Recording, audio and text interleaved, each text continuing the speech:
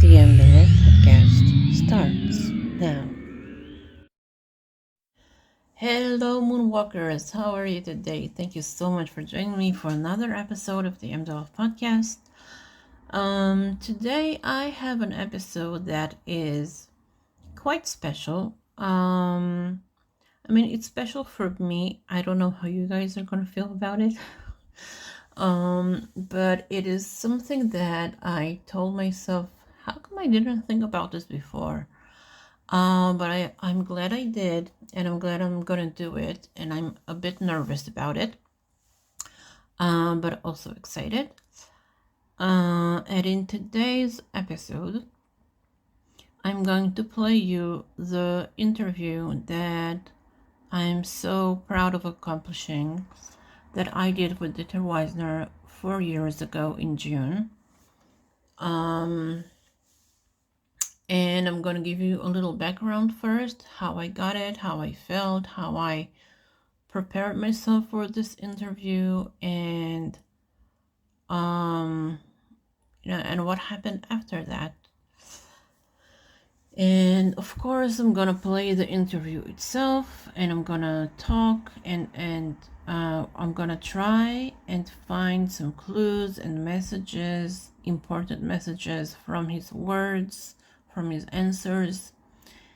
And I'm a bit nervous about it because in the last 4 years I haven't really listened to this interview, and I have the silliest reason for it, I know.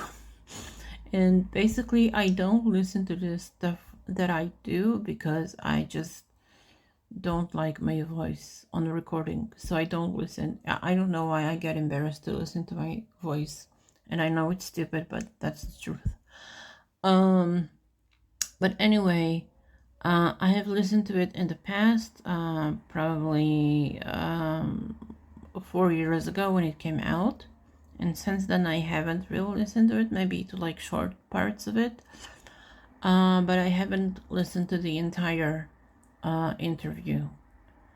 So I'm gonna do it today with you. And as I said, we're gonna try to find clues. I think there's a clue in there, at least in one of the things that he said. And also, let's learn new things about Michael. Maybe he's gonna tell us things that we don't know. Maybe we'll find some important messages from Michael himself. So, before I'll play you the interview, let me give you a little background about how I got this interview, how I got ready for it, and basically how nervous I was to get it, to do it. So, 4 years ago, I had, I guess you could call it a podcast. I call it the mdlove show. And in those days, I kept looking for people to interview, family members of Michael, friends, people that work with him, anyone I could think of that could tell us about the man that the media will never tell you about. And of course, that was always my goal, to tell you about the real Michael, because as I said many times, the media created a character that simply doesn't exist. And I always thought that if people will know the real Michael, then they will understand that the media lied about him, that the stories they tell you simply don't make sense. So, as I said, I kept messaging all kinds of people. There were a lot of people, 20, 30, I don't even know. And most people didn't even see the messages, which is understandable. I mean, most famous people don't even run their own accounts, their own social media. Someone is doing it for them. So they didn't even read it, and some people read it and ignored. Some people replied and either said no, or there was this one guy that asked to be paid. and I don't do that. I'm just a private person. I'm not like this big company that can pay people. So I mean, he didn't directly ask for money, but he kept implying, saying, it's COVID time. I don't work. I don't know. So it took me a while to understand that he's asking without asking. But once I did, I just simply stopped talking to him. Anyway, and that's why I was so excited when I got the interview with Mr. Weisner, because first of all, he made things so easy. So I messaged him on Facebook on Messenger, and I told him that I have a show here on YouTube and I'm just looking for people that knew Michael that can tell us about him. And I asked him if he is interested in doing that. And without asking questions, he immediately replied yes. And that surprised me. And of course made me very happy. And so we set a date, a day and an hour to do it, and we did it. I called him, we talked, and it was the very first interview I've ever done. Like, I've never interviewed anyone in my life, and of course I was very nervous about it. Also because English is not my first language. It gets better with time, but 4 years ago I was even more insecure than today about my English. And I was afraid that maybe he will use words that I don't know, and I wouldn't know how to reply to his answers. But it's okay, everything went smoothly, thank God. And but one fun thing that I can tell you about this interview is how I got ready for it.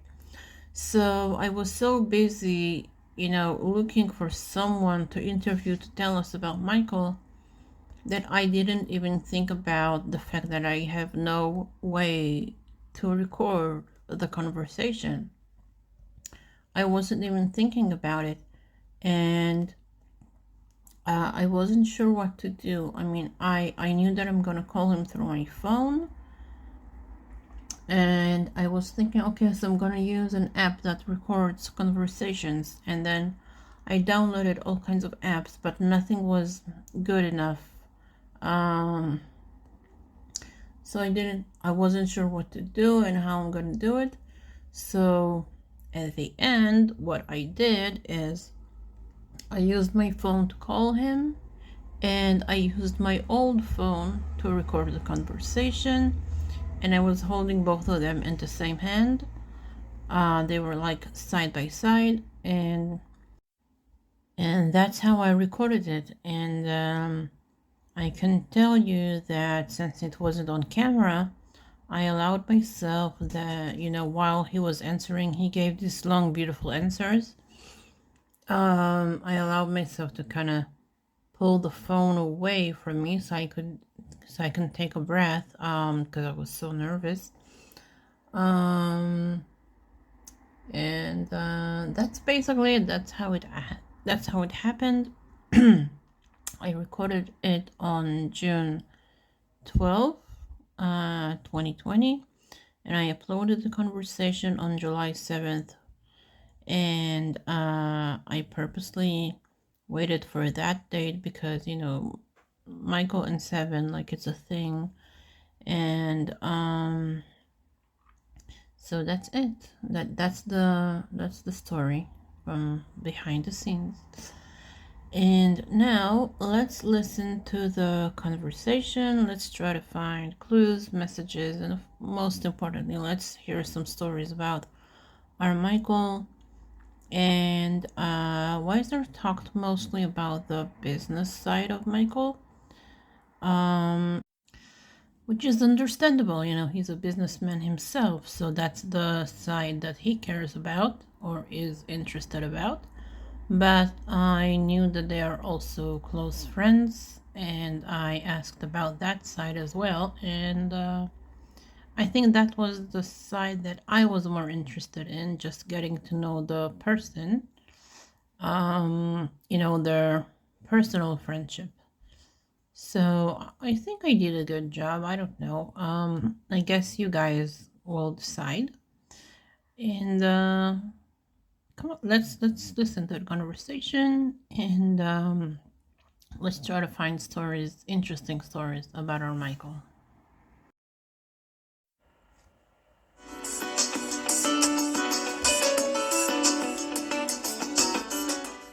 The Weisner?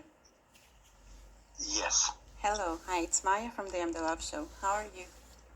Fine. How are you doing? I'm wonderful. Thank you so much for being Good. here. So, You're welcome. thank you. So, how are you these days? I'm doing fine.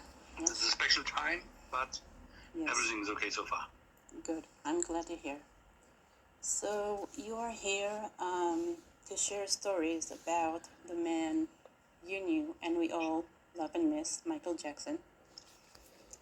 And let's start at the beginning, if that's okay with you. Yes, it's fine. Can you tell us about the very first time you met Michael and how you became his manager? It's a long story at the beginning. Okay, I'm gonna stop here. Can you hear how nervous I am? Like, my voice is shaking, and if I'm not mistaken, he was embarrassed too. Like, he was shaking a little bit, which it's something that I don't really understand. I mean, he's been interviewed before, and he was on really big TV shows and whatever. But yeah, it was cool that he was kind of shy too.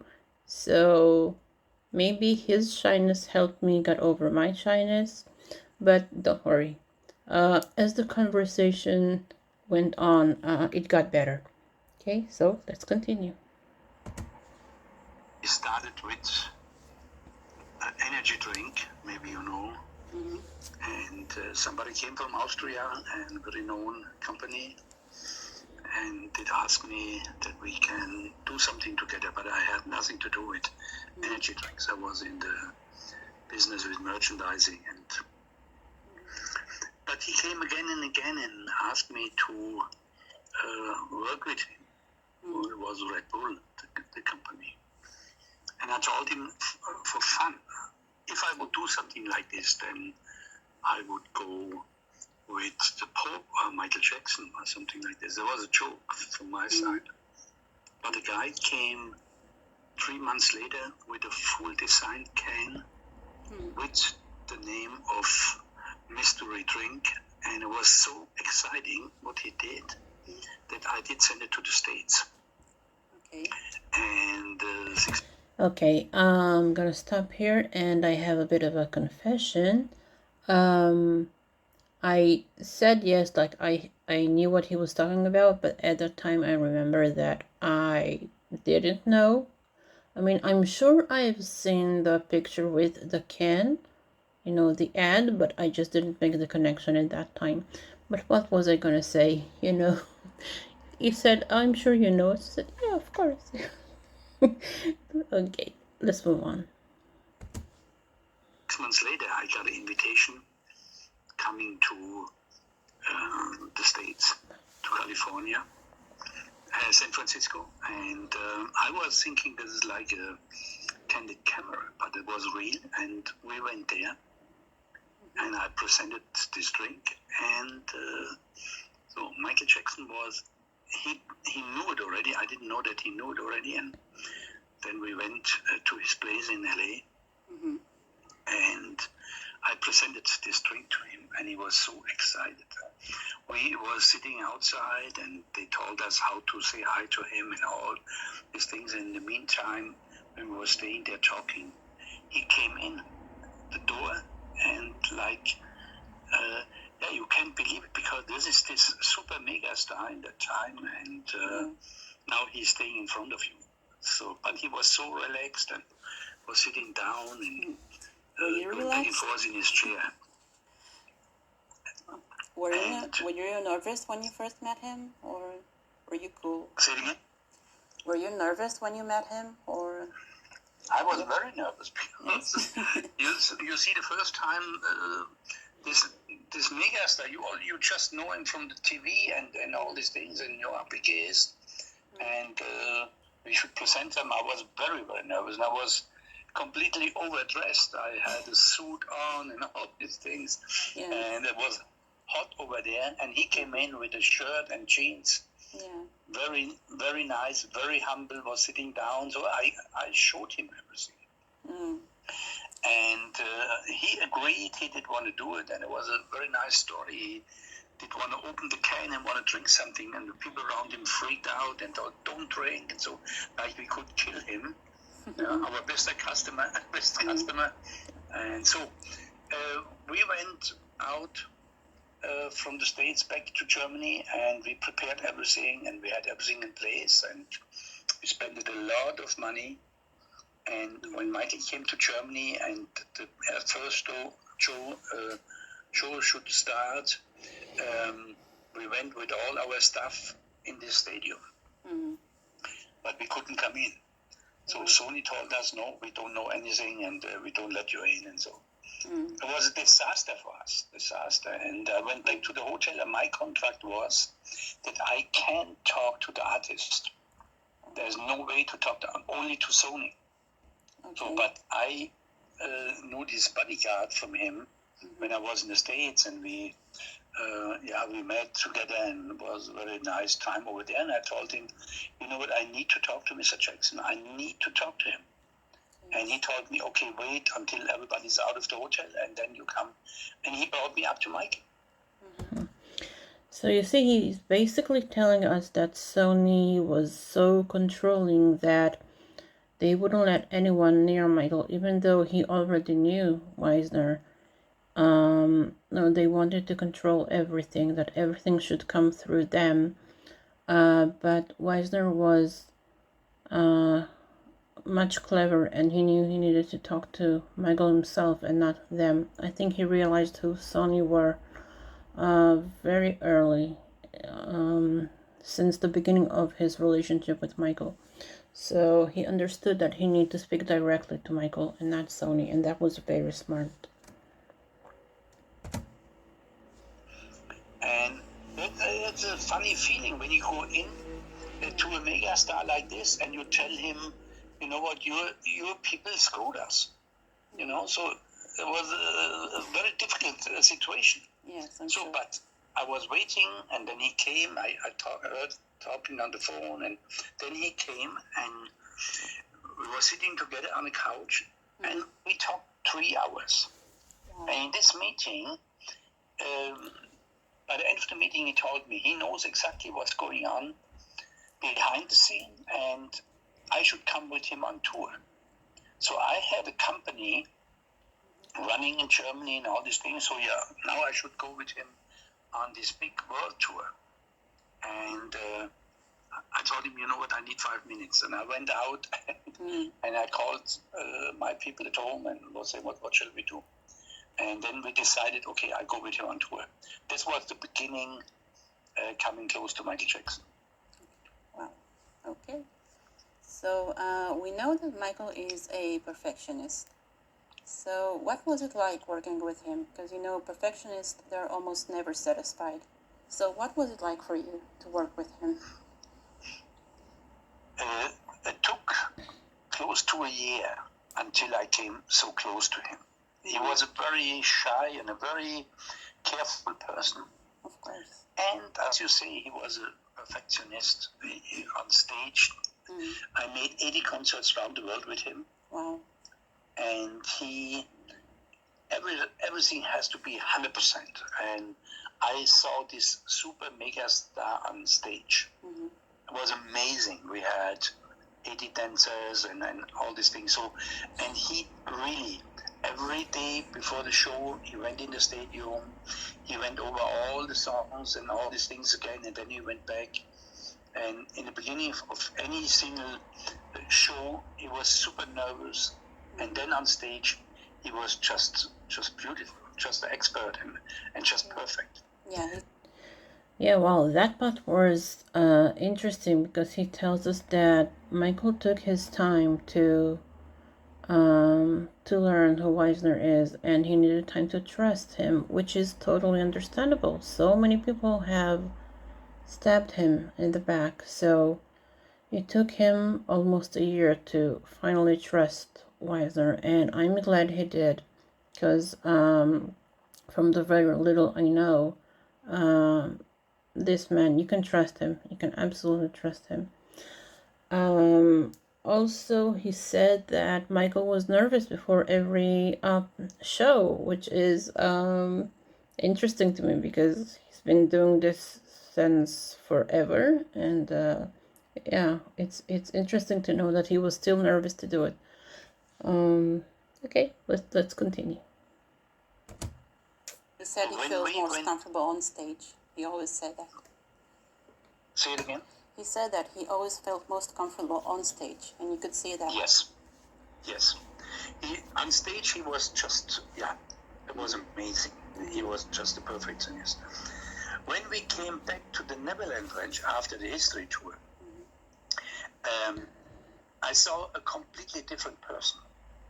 Very shy, very quiet, very humble, completely different person like he was on stage. Very interesting for me.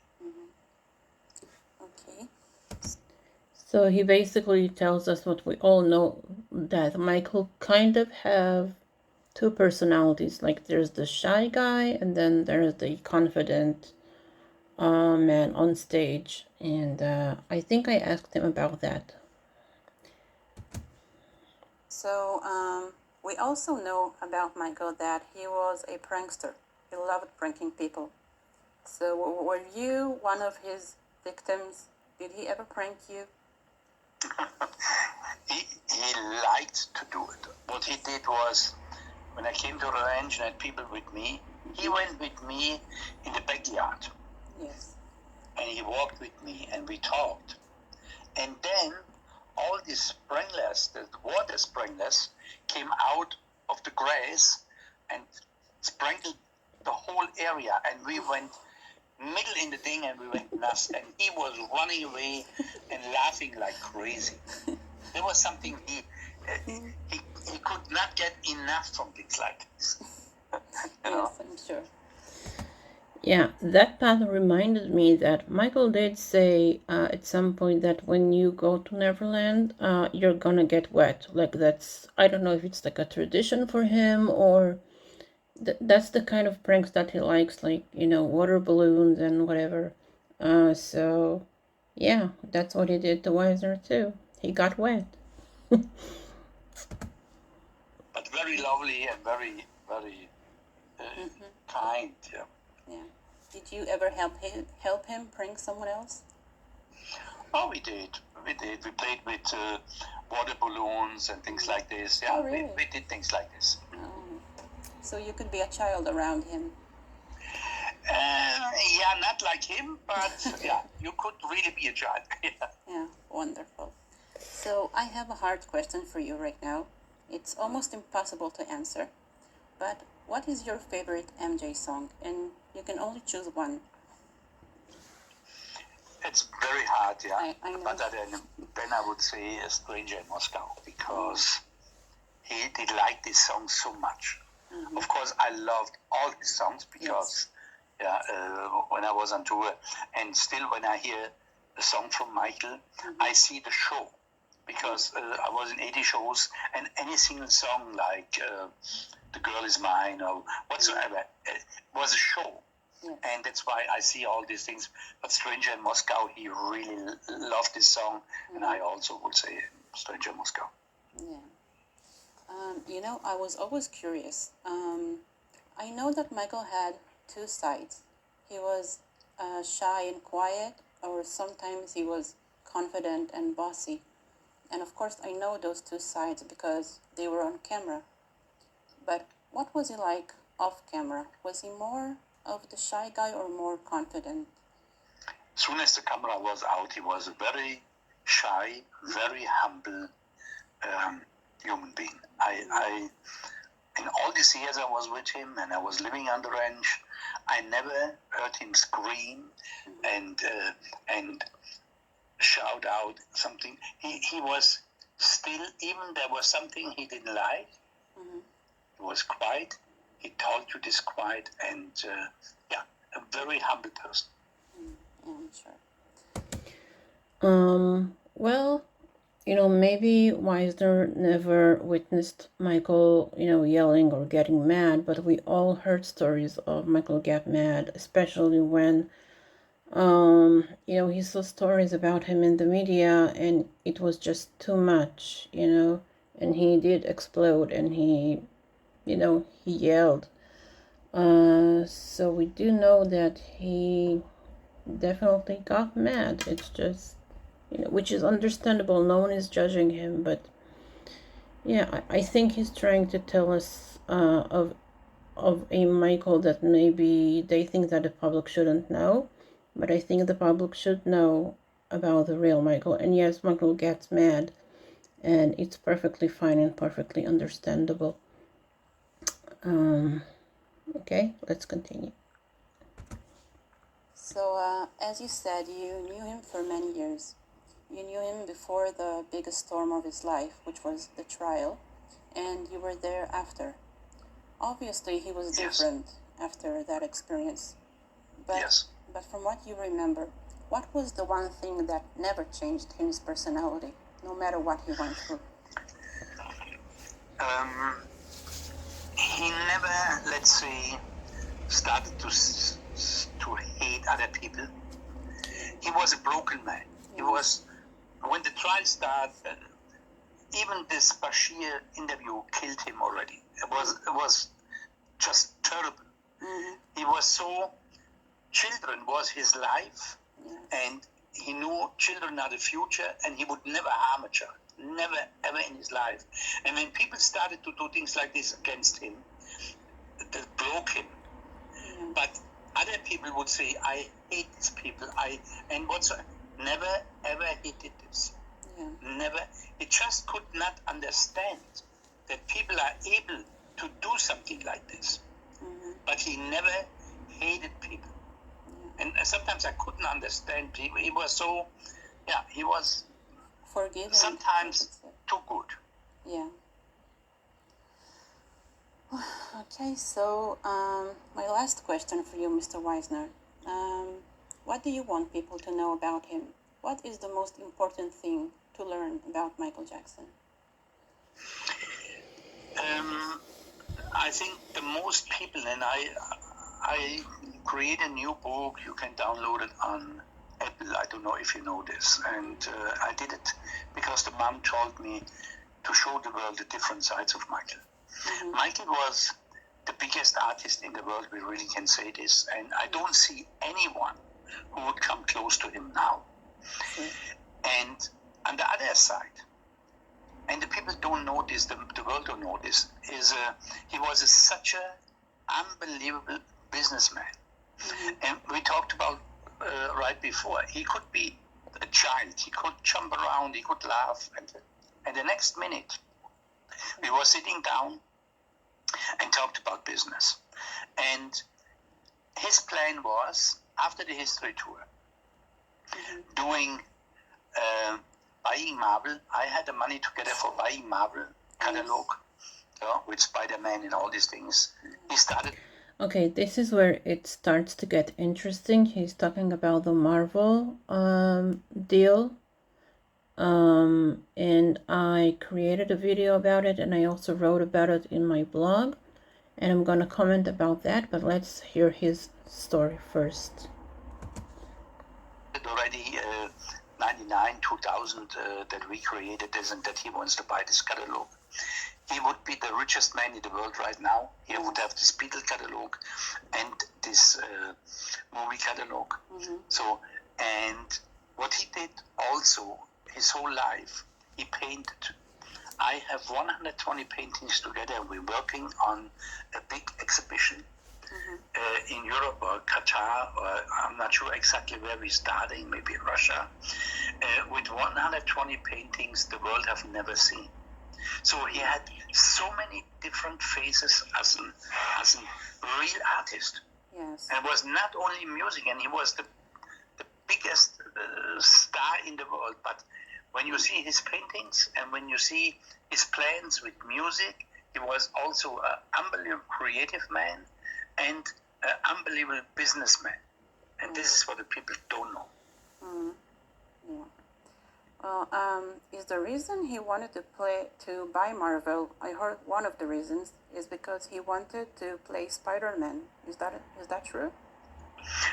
No, he did not want to play Spider-Man. No. But he knew that Marvel was on the floor. Marvel was around. We could buy it maybe for $1 billion, something like this. And when you see what happened today, there's by 8 billion or 9 billion. So he knew exactly that could be something very special. And of course, he loved movies. He loved his characters. He loved animated video. He was falling in love with it. So he worked before on Pinocchio. I brought him a company from Canada, and he worked already on Pinocchio. So there was something he did want to do his whole life, but he had a big career and he couldn't. So that's why he did want to do it on the second part of his life. Okay, and that's the clue I mentioned at the beginning of this. When he said the second part of his life, that's not the first time I heard him say it. And I know that he messaged a friend of mine, also a believer, and he also used that phrase, the second part of his life, which I believe Michael is living now. I don't know if you guys had a chance to read my blog. I have a post there called The King of Film. And I believe that now, in the second part of his life, this is what he's trying to be. I believe he is now directing movies, and he's trying to be, of course, when Michael does something, he wants to be the best at it, which means to be the king. So if he's out there creating films, then yeah, he will be the king of film. That part was very interesting, and I have a few more comments, but let's just listen to the end of this conversation, and I'll get back to you with a few more comments. Yeah. Okay, well, thank you so much, Mr. Weisner, for being here. You're very welcome.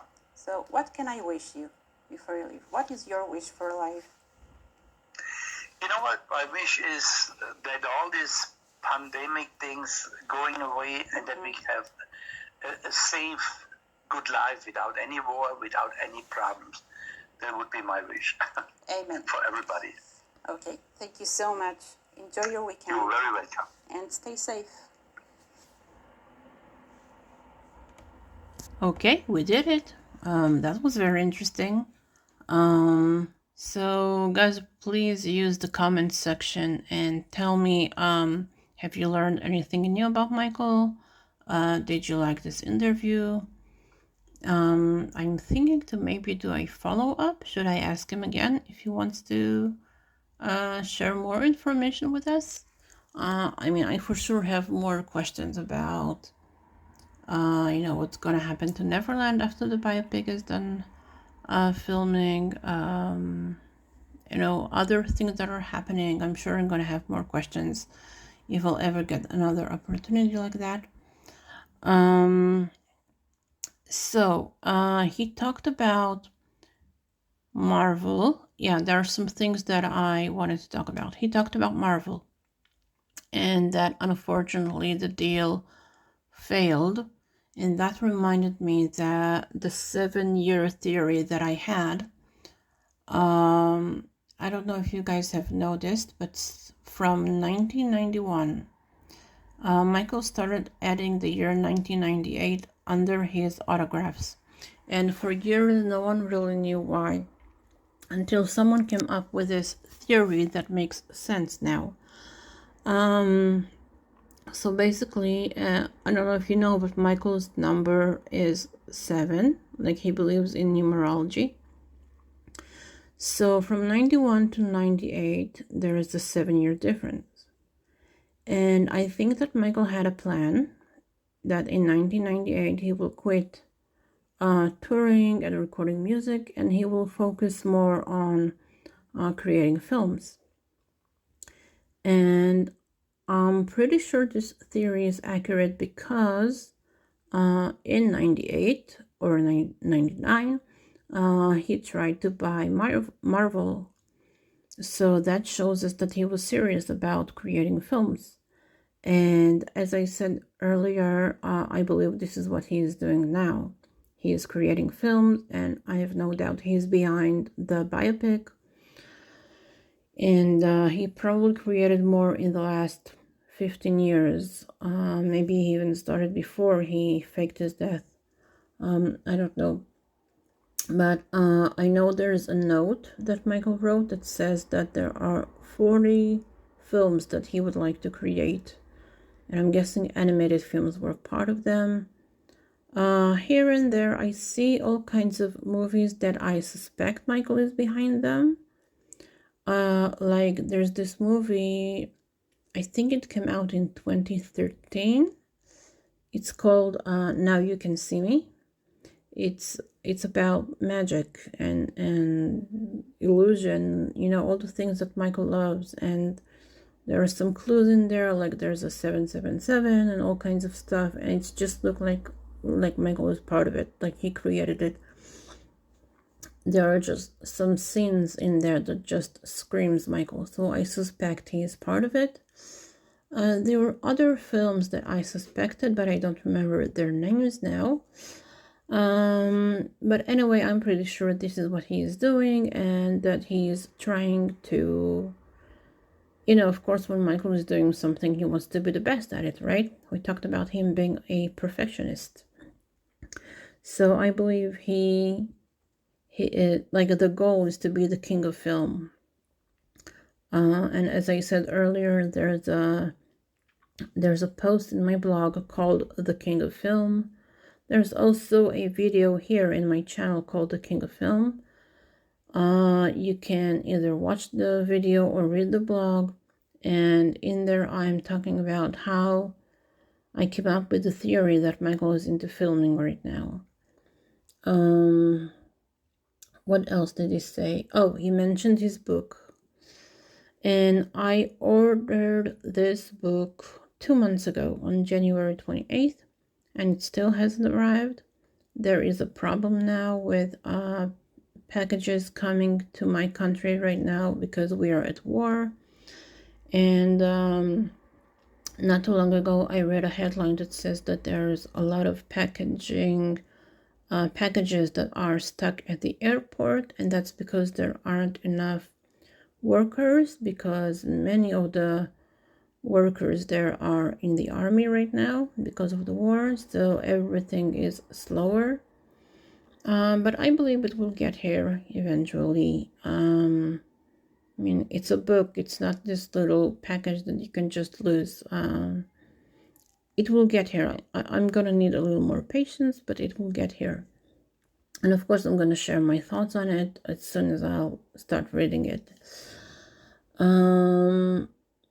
Okay, I think I've covered everything. If I remember anything, I will talk about it in the next episode. That, as I always say, I don't know when it's going to be, but it will for sure happen because this is fun, people. I love podcasting. Anyway, thank you guys for listening. Please share with me if you've learned anything new about Michael from this interview. In general, did you enjoy the interview? Should I interview more people in the future? Even though I don't like the idea of chasing people again. But I do love the idea of people that really know Michael, sharing stories about him and letting us know that he is exactly who we know him to be. Okay, so thank you guys for listening, and I'll talk to you next time.